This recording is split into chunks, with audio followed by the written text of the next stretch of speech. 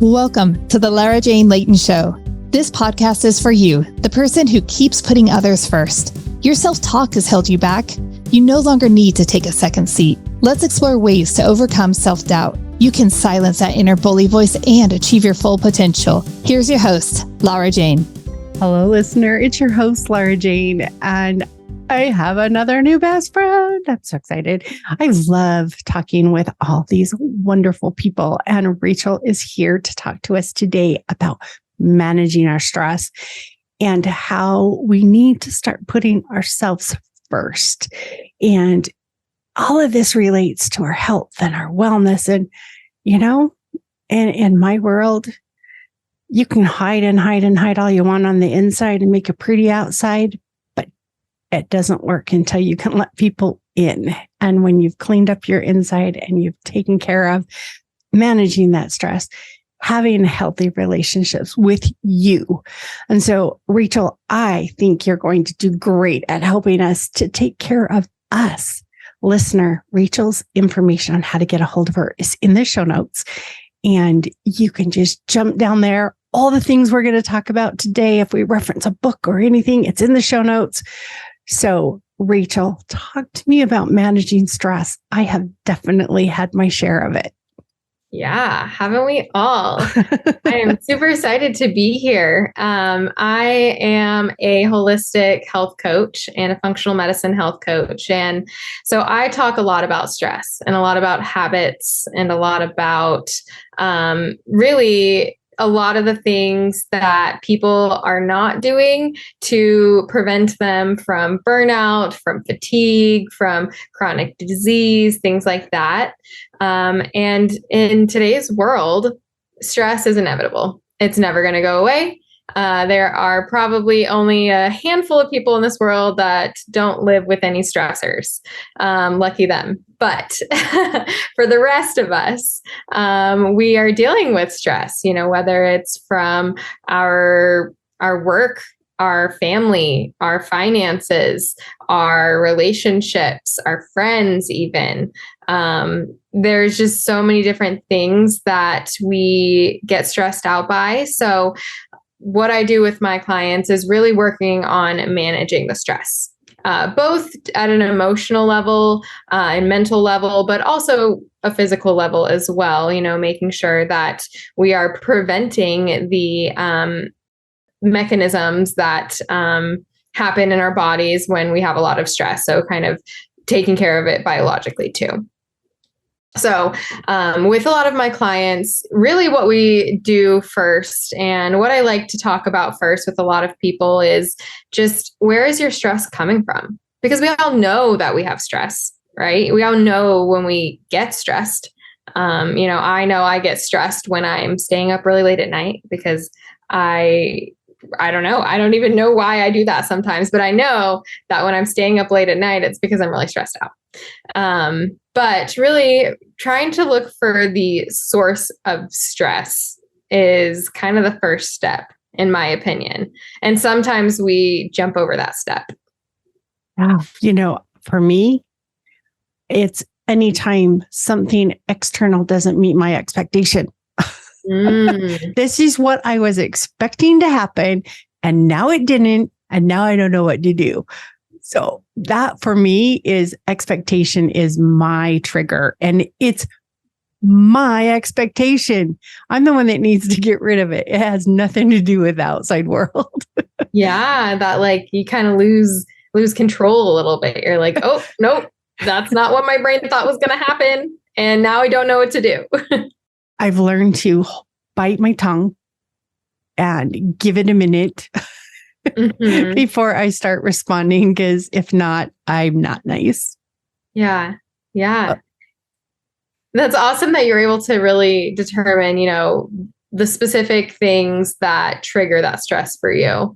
And for a lot of people, you know, it's different things, you know, it's maybe, you know, somebody that they work with really stresses them out because they're always on top of them and, you know, messaging them about all the things that they have to do and whatnot.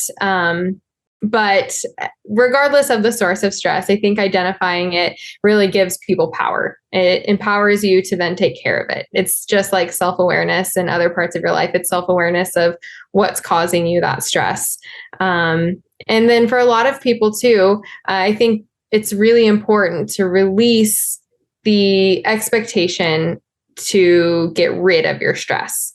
A lot of us are like trying to work, get rid of it, get rid of it, right? So we're adding 100 things to our schedule. We're going to yoga, we're meditating, we're going on hikes, we're, cooking all of our food, all of those great healthy things. But at the end of the day, some of those things can be causing stress too, because now we have 101 things on our calendar every day. One of the things that adds stress for me is when I didn't understand my priorities. Like I knew I didn't want to work late, but I didn't know what was more important. And so I would get stressed, like I'm stuck here working, but I don't know what else I would be doing. And so I think once I sat back and just reevaluated my priorities, like my family comes first, and I am no longer going to tell them I can't go help my mom at the hospital because I have to work. I'm not going to do that. And so once I started putting up guardrails, even though the things happened, I had a response. I had a way of understanding, hey, I cannot work late tonight. I cannot take on what you're asking me to do. I have other things that are a priority. And for me, that helped so much because I was letting work run my life. Yeah, I see that often with a lot of my clients too. And so that kind of brings me to like the step 2 of, you recognize where your stress is coming from. And then you really have to reevaluate your priorities. What deserves, the stress essentially, because it's okay to get stressed about some things because you're probably stressed because you care. And that's a really big thing. You don't want to let anybody down. Yeah. Yeah. And those things that you care about, one little tip is that, well, I guess it's not really a tip. It's just kind of noticing that when you are really stressed about those things you care about, knowing and having the confidence that you're going to take care of whatever that thing is, or that you're going to figure it out, helps alleviate some of that stress, because if you think about it, let's just have an example. You are really dedicated towards working on a yoga certification. Let's talk about that.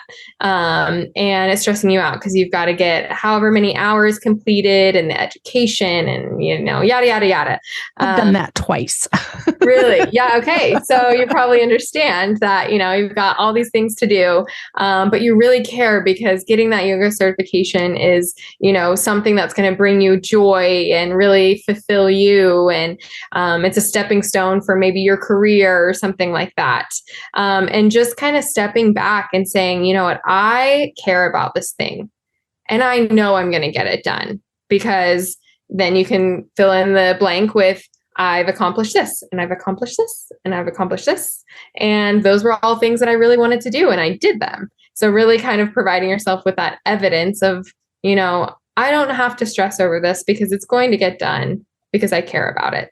And if you realize I don't care about this thing, then it's kind of brings you back to, okay, maybe let's reevaluate those priorities like you were talking about. Done. That brings me to the idea that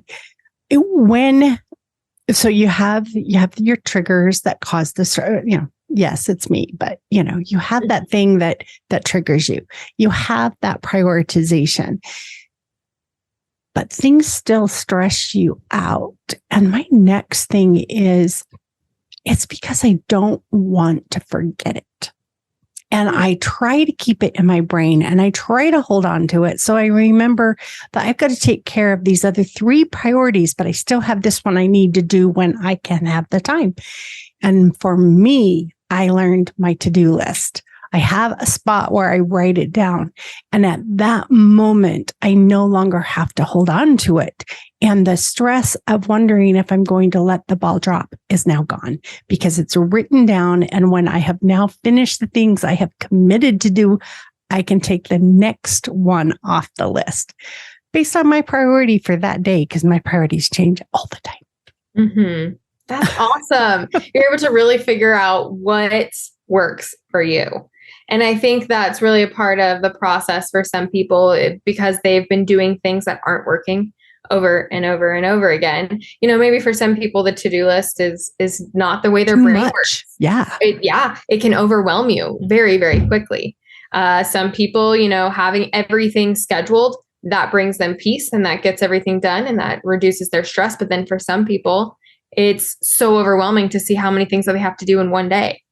They're like, oh my gosh, I have so many appointments and I have so many things on my calendar that how could I possibly get them all done? There's not a one answer for everybody, is there? No. And it's just really that recognizing that when things aren't working, really. And once you recognize that, don't be afraid to switch it up. Maybe talk about it with a friend, kind of ask somebody else's opinion, ask experts, look at how other people are doing things and look how, maybe some of your role models are doing things and see if some of their tactics might work for you. Because like you said, there's no one way to tackle your stress. There's no one way to organize your life. It's very individual, but it's all a part of the process, and kind of going through those things that don't work is a part of the journey too, because you'll probably learn a lot more about yourself, how you work, how your behavior works. That's something I talk with a lot of people about, their behaviors, because when we talk about health and wellness and things like that, it comes down to our daily habits and our daily behaviors. And if we really kind of focus on figuring out why we're doing the things that we're doing, then we can kind of tap into changing those things into things that, we are going to help us get to our goals rather than take us back. Yeah, just like, I'm glad I don't have your job. I think that would be really hard. I coach people, but it's on a different level. And yes, some of them are stressed and yes, some of them are, but when you add it all together, you're kind of in that whole health kind of realm of, for me, changing up health was a huge overhaul, and it's still getting work done. It's not something that fixes overnight just because I went to the gym once. It's a new habit that you have to create. And I've noticed this week I've been back in my old rut of this work item is more important than my health right now. And I've been putting work ahead of it. And at the moment, it's not stress. But when I reflect the next day of the things I didn't do, I get disappointed in myself. And I need to find a way to not always keep putting work first. Putting yourself first is abnormal for a lot of people. We think it's arrogant, right? We think it's narcissistic. We think it, but it's not. Right. It's not those things. Those things are only bad when you think you're better than everybody else, or that you're trying to harm or hurt other people to make you look good. That's when it's not self-care anymore. That's other sabotaging other people. Yeah. There's a difference between, loving yourself and thinking you're better than someone else. And really we want to shift the focus into loving yourself, putting yourself first. And I think, especially for women, that's hard. I think a lot of the times because they have kids or, they're taking care of the family, and not everyone, but I think a lot of the times that's what we see in media and movies and everything like that. So that's kind of what we see a woman's role to be, is to extend herself out to everyone else instead of herself. And so I work with a lot of women. And so this comes up a lot. I think men too, they have that provider role. And so they're putting a lot of other people in front of themselves first too. But with that being said, I think, that's what we want to gradually shift in our messaging to all people, is, you can't pour from an empty cup. And that's really where putting yourself first comes in. Mm-hmm. You can't work efficiently. You can't do your best work. Maybe your work is something that you really, really care about. Maybe it's the promotion that you're looking for, or maybe it's, making your clients really, really happy. And that's what motivates you in work. But none of those things are going to be happening if you aren't well for yourself. You aren't going to be giving it your full energy, your full attention, maybe your full personality, which is a big thing. If you aren't you, people notice, even if they don't know you. Mm-hmm. That is so true. You can tell when somebody is being fake. Mm-hmm. And I don't want to make that sound judgy, but they're really not owning where they're at. So, I definitely see it. And those are definitely triggers for me because I feel sad that they feel like they have to fake it, Mm-hmm. And I guess you hear it all the time, fake it till you make it, right? Mm-hmm. But that's not always the best thing. Right. But I know we've talked about identifying the source or what it is that's causing the stress. Mm-hmm. And then the second one, I can't remember, but what was your second one? Well, identifying kind of and this isn't the prioritization, a particular order, but yeah, prioritization, letting go of the expectation that you're going to get rid of your stress. Mm-hmm. And then lastly, I guess we'll kind of jump back to that a little bit, finding those things that do actually alleviate your stress. Not that somebody told you is going to release your stress. Not something that somebody's selling you that's going to release your stress. Something that's working for you and that you feel the difference, because you can feel a reduction in stress. For some people, meditation is more stressful. It's difficult. Meditation is hard. It's actually something I've struggled with a lot. Being a health and wellness coach and somebody who's kind of in the more holistic realm, everyone talks about meditation all the time. And I've always been like, I want to be that person. I want meditation to work for me. But I kept trying and kept trying and kept trying. And it wasn't really working. And then somebody offered to go do like a breathwork class with me. And I was like, that's like meditation, right? And they're like, yes, kind of, but not really.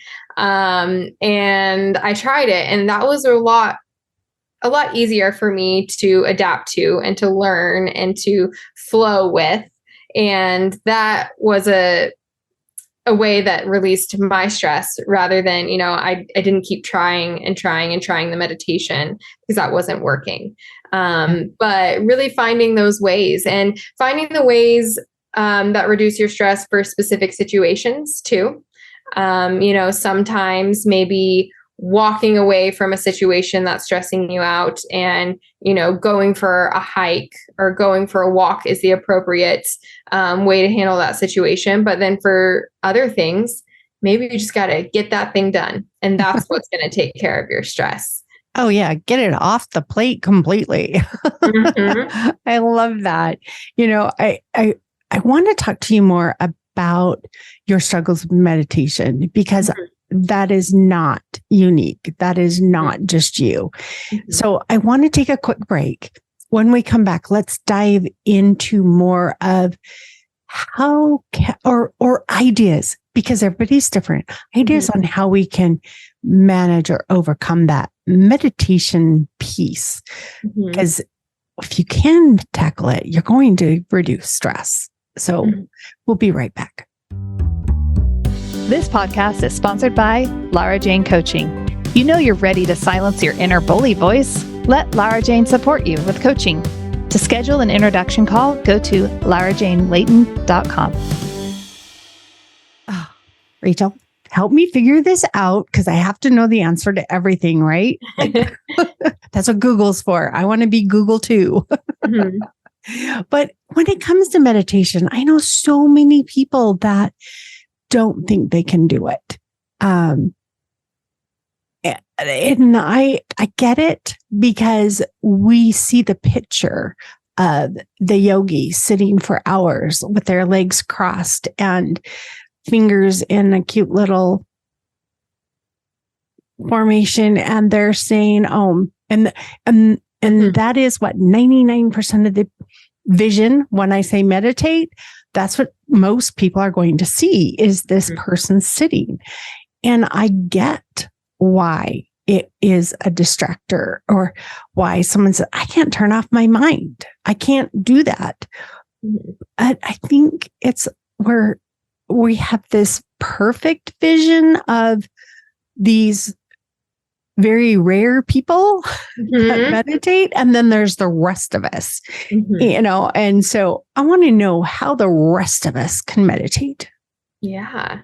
Well, kind of going back to like what we were talking about earlier of expectations, really just releasing that expectation of what meditation should look like. Because I think that was a big hurdle for me too. I thought I was supposed to be that person that could lay down or sit down and instantly turn my brain off. And every time I tried to do that, I was like, well, how do you do that? Because I'm still having thoughts. And what I realized is that with meditation, yeah, some people, you might be able to really just turn off your thoughts and not think about much at all. But an easy way to kind of start baby stepping into that is really just practicing mindfulness. And a lot of us are on autopilot. We live life and we do the things we do because that's the things we've always done. And we don't think twice about it.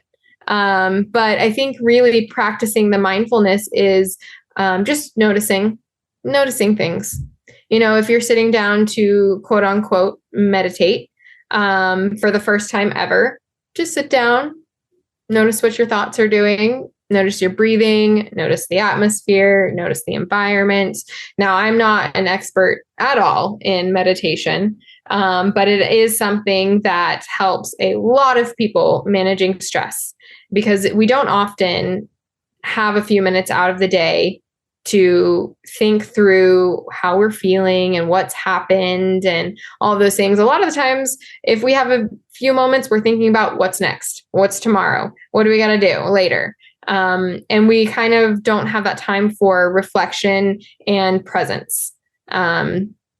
And so it's helped just a lot of people really with stress and just being in the moment. And so going back to, what I was saying about mindfulness is really starting there and practicing that. Maybe it's just sitting down and observing your thoughts, or maybe mindfulness with, taking more time to prepare intentional meals. Maybe it's time to be more intentional about, taking breaks throughout the day. That's a big one. A lot of my clients, they're like, what? You're telling me I have to take a lunch break? And I'm like, no way. There's no way. Well, think how productive that could be for yourself, right? Yeah, you could get some emails done and, whatnot. But those emails are going to be coming from a place of got to get this done, got to get it all done by the end of the day, instead of, from a really place of focus and interest and motivation. But like I said, the mindfulness, I think, is really the first step, because like you said, meditation's hard for some people, myself included. I think, and that's probably why a lot of meditation starts with breath work, is because when you're focusing on the breath, you have now drowned out some of the other thoughts. But the idea of meditation isn't just getting rid of all thoughts. It's to allow them and not control them. Because, a sound happens in the other room. It's going to trigger a thought. The whole idea of being in a meditative state is to allow it and to not try to figure out what it is or try to go further. It's the not grasping onto that other thing. oh crap, I forgot to do this thing at work. It's okay. Okay. We don't have to fix it now. We'll remember. And one of the things for me is like, I'm going to remember that after this, so that I've given my permission to let go of it for now. And also reminded myself, because I think self-talk is so critical, that I will remember it. Like somebody told me once, and this is going off the subject, when she puts something away, she doesn't put it so that she can find it or so that it's not lost. She puts it so she can remember where it's at. I'm putting you here so I remember where I put it, which is now triggering your thought. I'm remembering it instead of I'm putting it here so I don't lose it. They're focused on the loss. So that's the same thing with meditation is, what are things that we're thinking about, and are we trying to control them or just allowing them? And so when you say it's hard for so many people, it's because we want to think, we want to process all those thoughts in our heads. And as you're learning to meditate, it's okay. As soon as you feel that take over, you do some breaths and you focus on the feeling of the air coming in through your nose and what it feels like going out and what it feels like. And guess what? All of a sudden you quit trying to control that thing that was popping in your head. And so, yeah, breath work can have a really dirty word. Like you can think of some really crazy breath work things that almost pass you out. Yeah. And I've been there. I've done those. I'm certified. I know how to teach you to do it, but I'm not doing it because that's not what helps me. So we all need to find, like you said, what helps me. And I'm going to guess that even if it's a worry stone, I don't have one, but it's that tactile that all of a sudden I'm out of my head into what the stone feels like. What is its texture? What is it doing? And all of a sudden, I'm not thinking about what I was worried about. I'm thinking about the stone, and it did its job. So it's finding those things that help us to quiet the mind, not shut it up, just to quiet it. Yeah. And I think too often we don't take that intentional time to step away. But that's really the time that's so important for us to set us up for everything else that we want to do.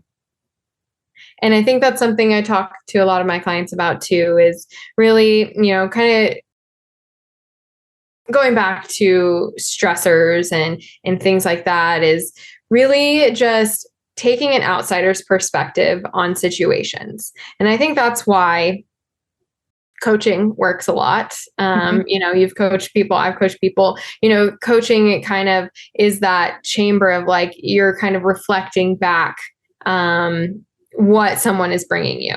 And so often, sometimes we don't know about what our stressors are. And so having other people kind of prompting us and talking to us about, what are your priorities? What are you valuing? What's falling off your to-do list? What's not getting done? Those kind of things. Having someone to kind of guide you through is really important too. If some of those other activities are really hard for you to navigate on your own. Yeah. A coach is really good at helping you find your solution. It's not, here's the box, fit in it. This is the way it is. Right. It's really listening. A good coach listens. A good coach, and I'm now quantifying good or bad. There might be a great coach that doesn't listen. I don't know. But the ones I've worked with that I like to go back to and that I re-sign up with are the ones who have tuned in to me and aren't trying to get me to do something different, but trying to help me polish what I have. That's doable. I can polish up this thing that's a little bit rusty easier than I can build a whole new foundation. And so it's really when those people that can be your accountability partner, be there for you when you need it, and to really give you an opportunity for the first time ever to be not judged and to be honest and open with, because a coach isn't there to judge you at all. And it's so freeing to have those people that you can talk to with all your weaknesses, all of them. And it's okay. So if you haven't ever had that, give one of the thousands of coaches out there, hundreds of thousands.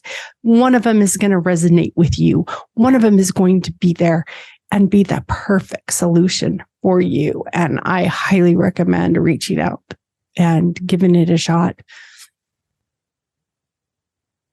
Yeah. And I think every coach really helps their clients work with, where they are. And I think that's something that prevents a lot of people into like the coaching world or, talking to someone else about, their problems or things like that, is like, oh, you have to be ready for that. You have to be ready to take on responsibility. You have to be ready to make all these changes. You have to be ready to, change everything about your life, or things like that. And that's also false. I think a lot of my clients are kind of on the cusp of like, things aren't really working and I'm not sure what to do about it. And I'm not sure exactly how to go about it. And I'm not even sure I'm ready to do that. And I think that's kind of a misconception too with coaching and things like that. And so let's talk about, putting yourself first. Putting yourself first is, recognizing when someone else could help you take the plunge, help you kind of elevate and go to the next step and the next level of, whatever you're pursuing. And if you do suffer from a lot of stress, or you are on this, I've never really considered me as a priority, I think that person needs it more than anybody. But we all need somebody we can talk to. We all need someone that you can be completely transparent with and allow that thought process, that discovery of who you are. Sometimes we don't even know who we are. We don't even know what stresses us. All we know is that we're stressed. All we know is that I'm having a hard time coping with wanting to get up and do another day tomorrow because I'm burnt out. How some of that is just being able to start talking to somebody that truly listens and isn't trying to change you, but trying to help you understand you.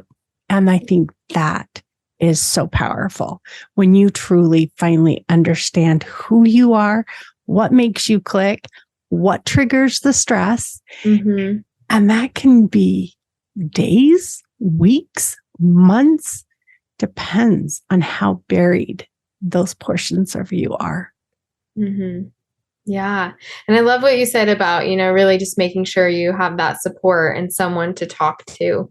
Because I think often that's where a lot of our stress comes is, we have all these problems and they're just sitting on our shoulders and we're feeling overwhelmed and we have nobody to talk about it to. I think, as we get more, independent and digitalized and things like that. And we just, our connection is not what it used to be.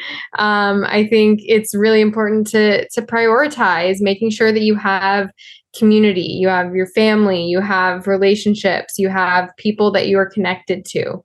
And I think that's a big thing that I promote a lot because in the health and wellness world, it's it's easy to really talk about self-love, self-care, your routines, your habits. But, if you're, saying no to social plans to go to the gym all the time, and you're not going out to eat with your friends because you have to eat a specific diet and things like that, that is just as harmful, because you aren't able to make that connection and really have those social relationships. And that's something that I talk about a lot too, because that was a big part of my personal journey. Is I feel like there was probably a whole year of my life where I was really, really focused on my health, and I just was not well. And I was like, okay, I've got to fix things. I've got to change things, and I got to do it on my own.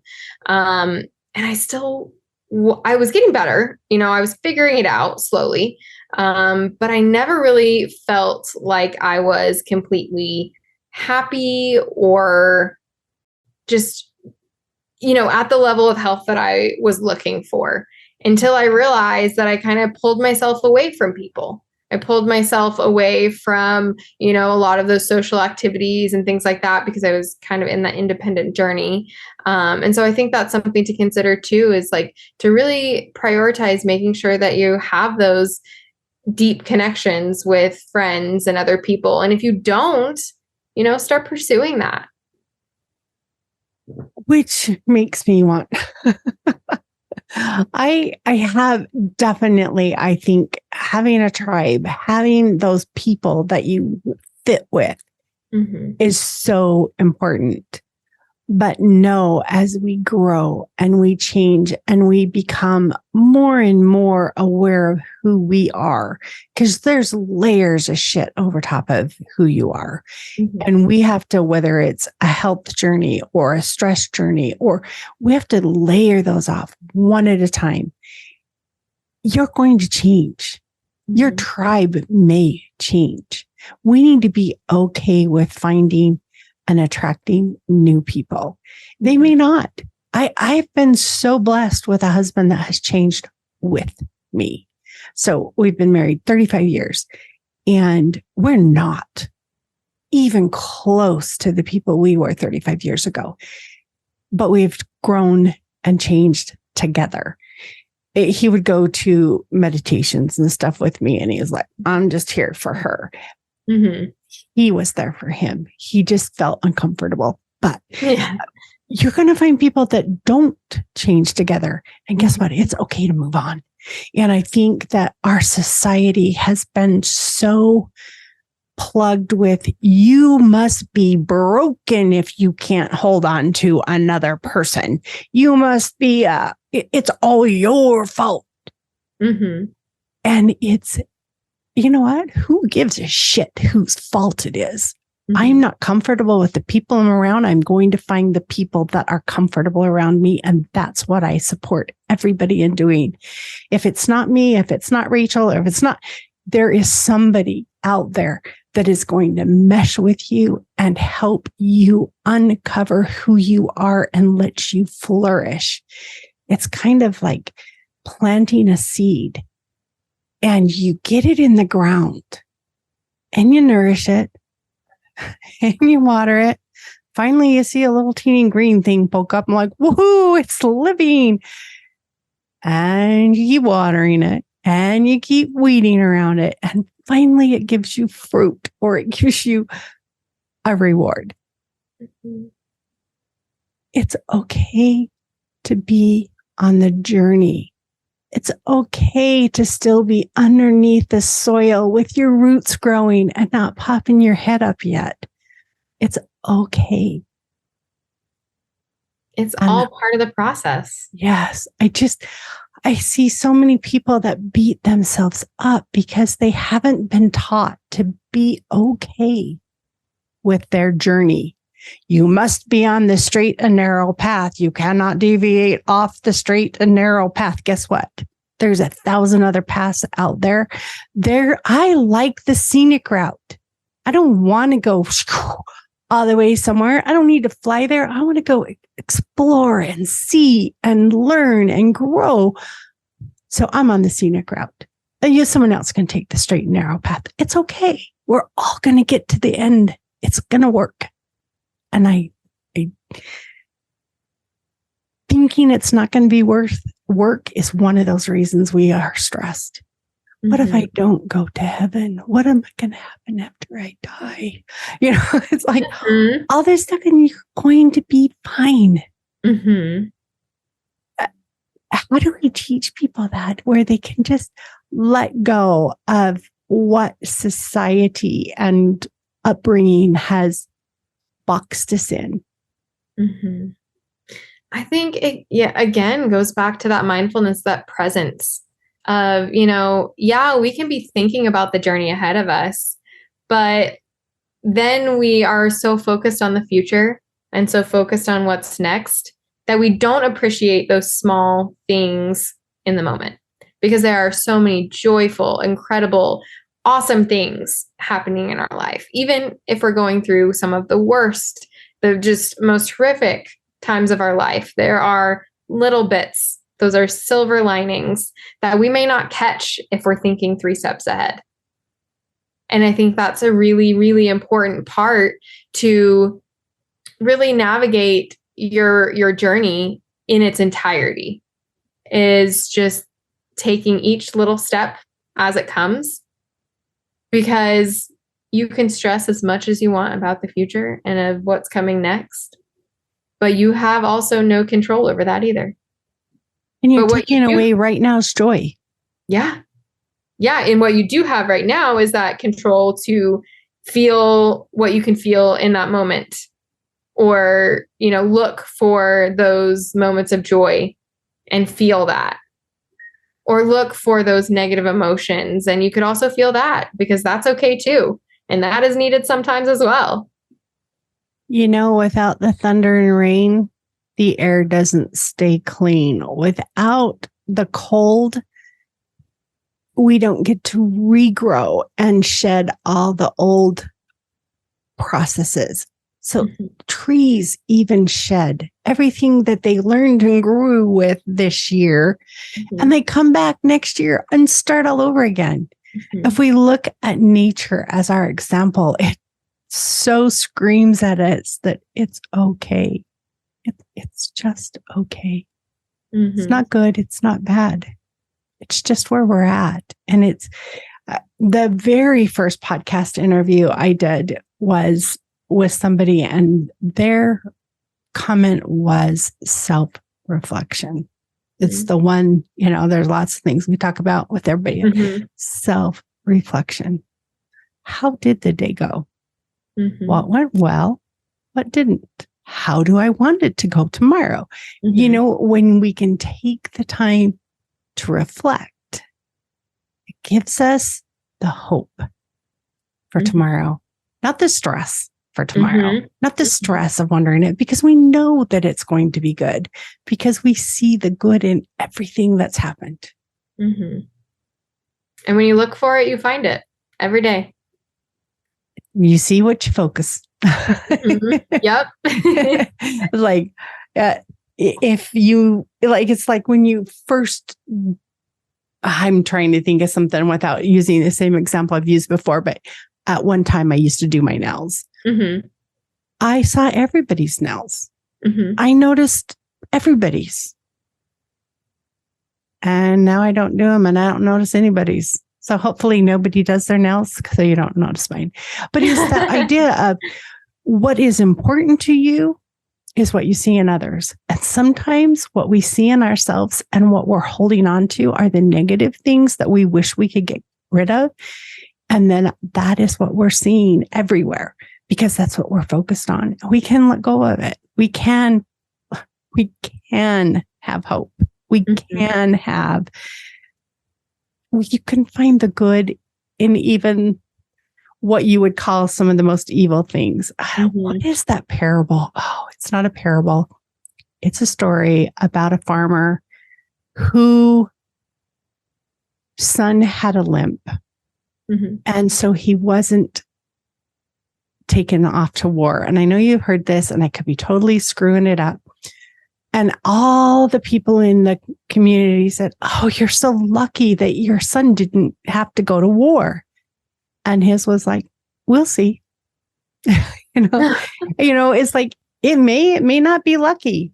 Yeah. It's what it is right now. And then other things were happening and go, oh, that's so sad that happened. And you're like, we'll see. Because he didn't let what was happening right now predict a future. And it's like, how do I get to that point? Because I still want to predict my future. Don't we all? I think that's just human nature, but yes. Yes. I love what you were saying that, it was such a powerful phrase of you can have hope. I think sometimes when we're in those darker places, it can be really hard to imagine that and to feel that that's possible for us. And I often talk about like affirmations and self-talk and kind of the criticisms that may go on in your head and things like that. And for some people, the affirmations of like, I am strong or I am powerful can honestly feel like a load of crap. Like you're thinking about it and you're like, okay, yes, I'm strong, I'm powerful, but I don't really believe that. If you say an affirmation you don't believe, it is not working. And so we've got to phrase it in a way that our bodies and our minds right now believe it and give you hope for the next step. With like, even myself included, I think sometimes changing it to I can be strong. I can work it out. I can be confident, starting to believe that these things are possible. Maybe you're not there yet. Like we talked about, it's all part of the journey. Maybe you're not there yet. But I think that really kind of changes it. It's like, oh, and then that increases the hope overall and increases the confidence overall because, it's giving yourself that grace. Yeah, maybe I'm not there yet, but I can be. One of the places that I went, I think it was Ed Foreman. I don't remember, but we called it Happy Camp. Everybody at work had to go to Happy Camp. But one of the things that the way he framed affirmations, and you just triggered this in me, I totally forgot, was I'm getting stronger and stronger every day. I may not feel strong, but I am definitely stronger than yesterday. I'm not as strong as I want to be, but I am getting stronger. So if we focus that it's stronger and stronger, I'm getting better. I am being more patient every day. We then give ourselves to be okay with where we're at and know that there's a growth process. So how you said that is like, whoa, I remember I'm getting stronger every day. Yeah. I could use that. That's beautiful. I love that phrase. I'm getting stronger every day. And you can use any words for that. Yeah. I'm getting healthier every day. I am being in more control of my eating habits every day. Whatever it is that you are working on, and you let it have the baby steps. Let it be a little step.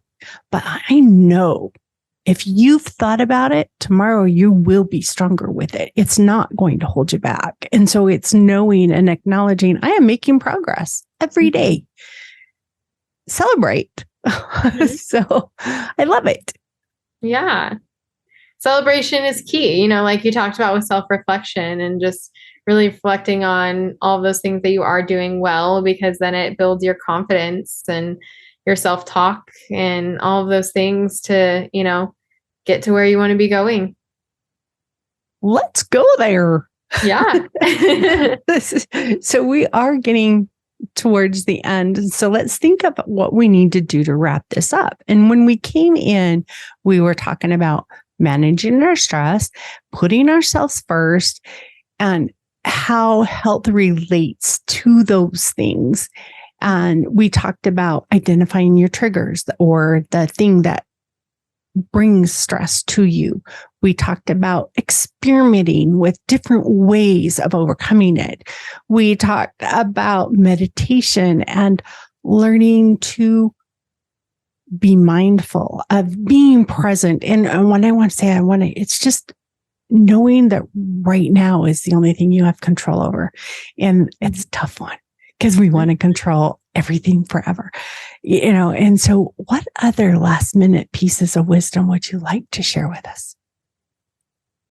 Well, I just think, going back to putting yourself first, as a health coach, I'm definitely biased, but I think really prioritizing health is a huge stepping stone towards that, towards being able to prioritize yourself and take care of all of your other responsibilities, because you can't do both of those things if you're worried about, how tired you are, how bad you feel, worried about the food that you're eating or the exercise that you're doing or not doing.